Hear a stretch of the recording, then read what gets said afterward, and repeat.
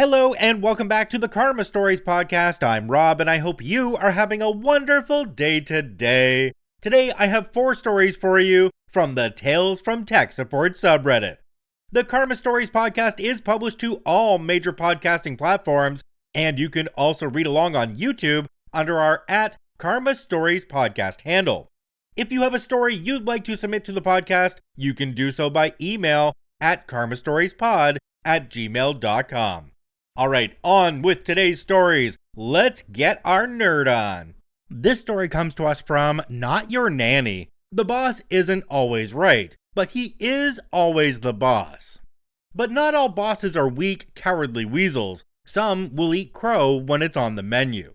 Hapless Hank works for a retail chain with a couple of dozen stores in 3 states. He's been there since the era of dumb terminals and analog data lines, and he built today's VPN-based WAN for the Windows point-of-sale system from the ground up.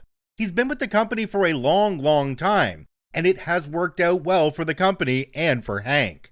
One of the reasons it has worked out well is that he has trained his boss well.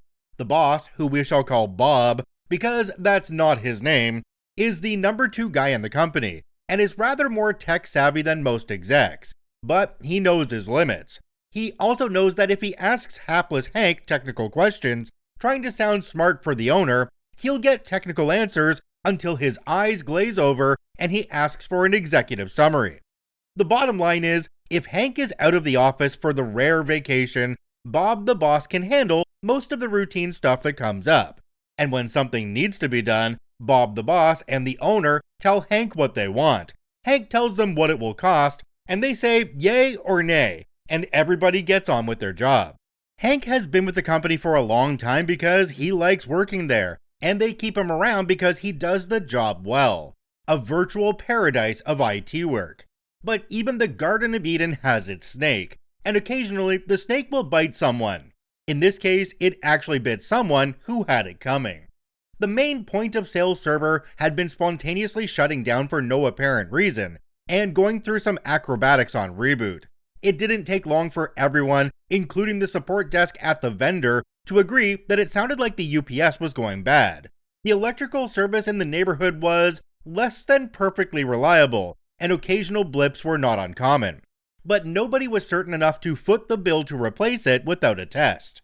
So a test was in order. The server was, of course, running on a state-of-the-art operating system, the sort that really doesn't like not being shut down properly, hence the acrobatics on reboot. Bad things can happen like corrupted file systems. Hapless Hank knew this and explained it carefully to Bob the boss using small words. But this was early in their relationship, and Bob hadn't yet learned that when Hank was certain about something, he was almost always right. And Bob was feeling a little cocky. Let's just unplug the UPS from the wall and see what happens. That's a bad idea. It could corrupt the file system, the server wouldn't boot, and somebody would have to spend the next 4.5 hours doing a restore from the backup tape. Then the stores would have to go through the logs and manually re-enter all the business that happened before it died. And we'd have to enter all of the credit card stuff as cash, so the books would be a mess. You know our controller won't like that at all. Yeah, it really took that long. There was a lot of data, and the drive was chosen more for reliability than speed. And it was a long time ago. Oh, it'll be fine. I really advise against it. We need to shut the server down first, which involves notifying all the stores to go offline because neither of our adventurers wanted to come in after hours. That'll take half an hour by the time we call everyone, shut it down and boot it back up, and the stores hate going offline, and it's dinner time. It'll be fine. If it doesn't boot back up, I'm not staying to do the restore. Fine. If it doesn't boot back up, I'll stay and do the restore. You already know the rest of the story. I went out to dinner at a nice steakhouse. Bob, as far as I recall, had stale donuts, watching the percentage restored slowly count up for 4.5 hours, while all the stores were offline. Accounting was unhappy the next morning because nobody could balance the books and do the bank deposit until they'd manually rekeyed everything and uploaded all the offline transactions. Bob the boss didn't have an especially happy day because crow is not tasty, even with salt. These days, Bob the boss does not always listen to hapless Hank, but when it's a warning of possible technical problems, it's the way to bet. Jumping down to the comment section on this one, we have one from a user called Throwaway Old Guy. It says, honestly, there should be more Bobs in charge, even though they still don't always listen to reason. At least this Bob had to deal with the direct consequences of the problem he induced. OP responded and said, I couldn't possibly agree more. I spent a lot of years working for losers. These days, he would listen to reason. That was an important lesson, my training him to be a better boss than most. I wonder if over that 4.5 hours that it took to restore that backup, the boss was sitting there thinking, maybe next time I should just keep my mouth shut. Sometimes harsh lessons like this one are the turning point in how a manager handles an employee going forward, when they realize that that employee might actually know what they're doing. This story comes to us from a deleted account. What do you mean you can't email me my password? I want to talk to your boss. Backstory. I do end-user implementation, training, and support for a web application that was developed by my firm. Our clients skew older. I can't get into my account, my login isn't working, this is ridiculous, I've been trying for hours, and now I'm locked out. My apologies for the inconvenience, I've just reset your password. You should receive an email with a link to set and save a new password in a moment. I don't want to set a new password, I liked my old password. It's the same password I use for everything else, and it's easy to remember. My sincere apologies, but you will need to set a new password in order to gain access to your account. Can't I just use my old password? No, our data security standards do not allow that. However, if for any reason you aren't able to follow the password reset link, I would be happy to generate a random password for you and share it with you over the phone. Do that then, and email the password to me. Again, my apologies, but part of our security policy states that we cannot email passwords in plain text. I would be happy to give you a call and share your password with you over the phone. Why are you being so difficult? I just want my old password to work again. Sir, I'm so sorry that this process has been frustrating for you. I want you to have access to your account. Have you followed the link in the password reset email? No, it looks like a virus. I don't want to click on it. I can assure you that it's not a virus. It is a hyperlink. You can just click on it, and it'll open a page in your browser where you can reset your password. That's ridiculous. That's so much work. Why do you make it so hard? This should be simple. I want to speak to your manager. I was eager to pass them off on someone else. No problem. My manager is CC'd. He would be happy to assist you. How can I help? Your employee is rude, stupid, and not helpful. I just want to log in. I don't want to reset my password. I don't want to click on this virus she sent me. And this is taking forever, and it's ridiculous. Sir, respectfully, we're going to need you to meet us halfway and change your password. Client in all caps, as this is via email. This is BS. I don't want to change my password. You are idiots. Again, we're sorry that this is frustrating for you. Please let us know what we can do to help. Manager CC's client's boss, the director of their organization, and the one whose signature is on the contract. My manager does not take crap from clients. Client's boss replied to their employee with us CC'd. Are you serious? These nice people are doing everything they can to help you, and you are abusing and belittling them. This is an embarrassment to our organization. You owe them both an apology, and you need to reset your password, stop complaining, and log in so you can get me that report that was supposed to be on my desk yesterday. The fact that you've wasted your entire day on this is ridiculous, and this will definitely be included in your performance review. My manager and I were in tears. Client's boss was savage AF and did not pull a single punch. The client did end up resetting his password, but did not apologize. Last time I sent out an email to clients, his bounced. His butt got fired. Ha ha ha ha ha. Jumping down to the comment section on this one, we have one from a user called Colonial113. It says, in my experience, it's always the lower management tier users that are rude. I was always in awe when I had to deal with CTOs, CEOs, and the like directly. Nicest people ever. Their PAs? Little bitches. One of these top brass was always answering me when I was guiding him through some remote troubleshooting with yes sir and no sir, without a hint of irony, and sounding appreciative and earnest. At a multi-billion global company. What a guy. I think OP's learning here that the people at the top really don't have anything to prove. They're already at the top, so they don't need to puff out their chest to show the people below them that they're the big dogs on campus.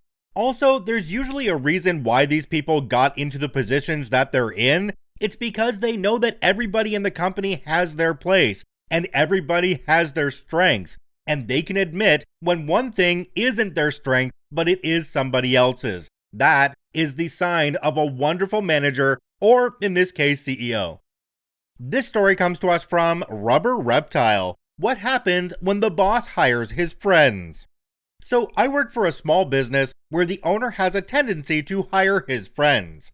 IT guy is one of the owner's friends. He's our self-proclaimed IT professional. And yes, he's a full-time, regularly staffed employee at our business, not an outside IT consultant. A few weeks back, Coworker's screen dies. It was pretty old and not an abnormal occurrence. IT guy is given a budget of $500 to replace it. Coworker requires a color-accurate graphics monitor as he does expensive large graphic prints, and he needs one today as he has deadlines to meet. Shouldn't be too hard. The local store across the street carries some reasonably priced quality IPS monitors. IT guy says he's on the job. IT guy comes back 4 hours later with a giant 4K gaming monitor which he spent $800 plus on. It's a nice screen, sure, but not at all what Coworker needs. 1 millisecond lag time is not necessary for what we do here. And this specific screen is not known to be particularly color accurate for print even after calibration, as it's oversaturated to make games look better. I try and get the point across to boss that something like this is over budget and not what we need, but boss knows nothing of computer hardware, and boss just assures me that IT guy knows what he's doing. I drop the issue as I've got my own deadlines to meet, but the entire time I'm working on my project, I have this nagging foresight that something else is going to go wrong. Foresight so strong that I might just be psychic. IT guy installs the screen and leaves immediately after for the day, cause that was a lot of work, and he is tired. A short while later, Coworker comes over and complains, "OP, my new screen looks terrible." So being the only other one there who knows anything about computer hardware, I go and take a look.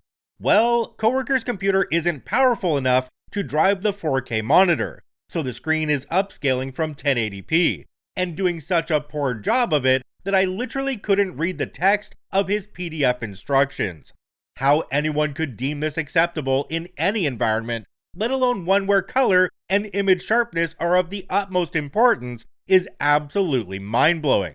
I go to boss and let him know the screen isn't going to work. Boss decides that IT guy should be the one to fix this problem, since he is the IT guy. So IT guy is called back and told to replace the screen. Well, no, IT guy believes he bought the best screen in the world. So instead, IT guy goes out for another few hours and buys a new graphics card for Coworker's PC. It was another $500. He installs the card and leaves again right away. Coworker comes up to me the next morning and says, "Hey OP, you were on the afternoon shift. Did IT guy fix my computer yet?" I replied, "Yes." And Coworker says, "It still looks terrible though."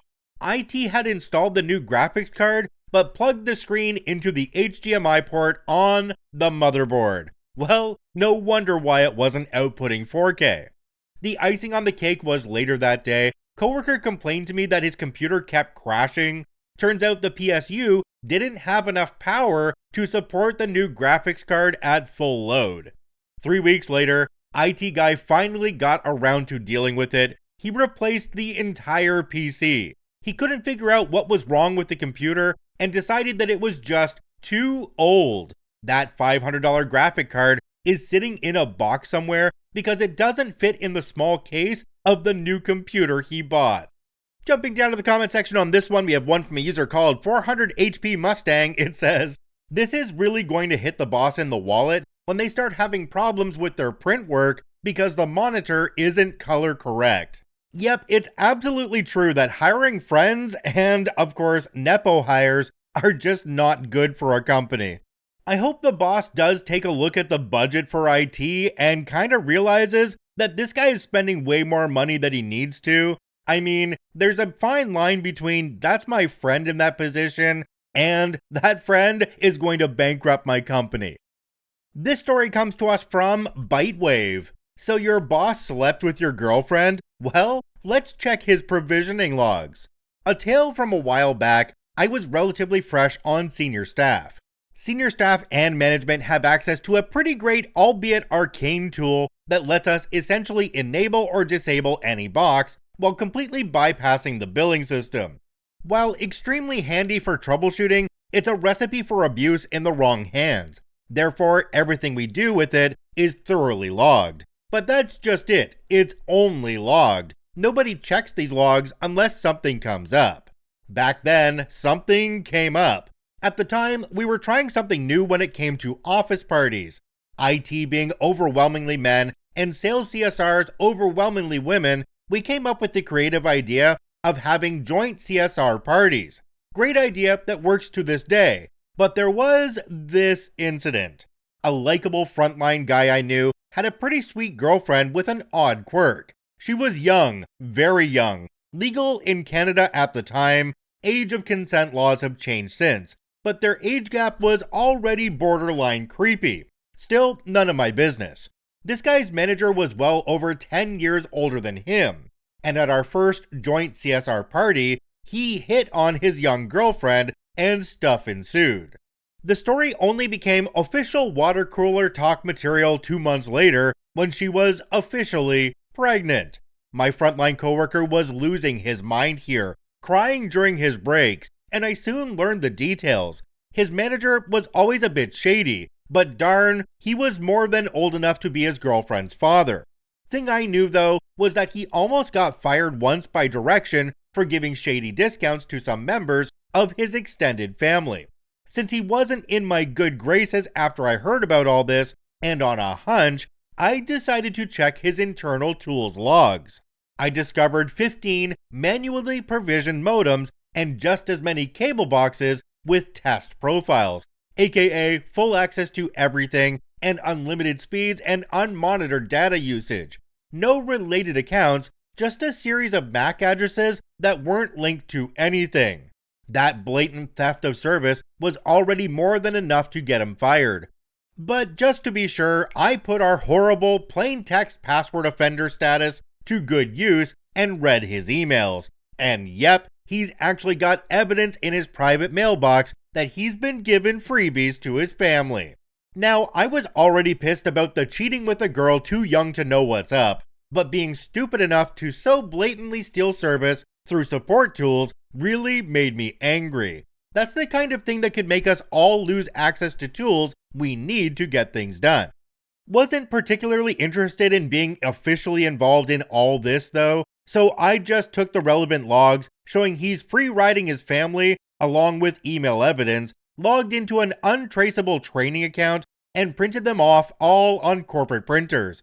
All corporate printers. Yeah, I wasted paper. I apologize to the dead trees. He lasted 12 hours. I've been sitting back and searching for something to say on this one in my head, and all of the things I can think of just aren't appropriate for YouTube, so I think I'm just gonna stop this one here and say that this guy is disgusting. If you enjoy daily Reddit stories, I encourage you to follow and add us to your favorites on whichever podcasting platform you enjoy the most. And if you're watching and listening on YouTube, please hit that subscribe button and drop a like on the video. It really helps us out. I thank you for watching and listening. I hope you have a wonderful day, and we'll see you tomorrow.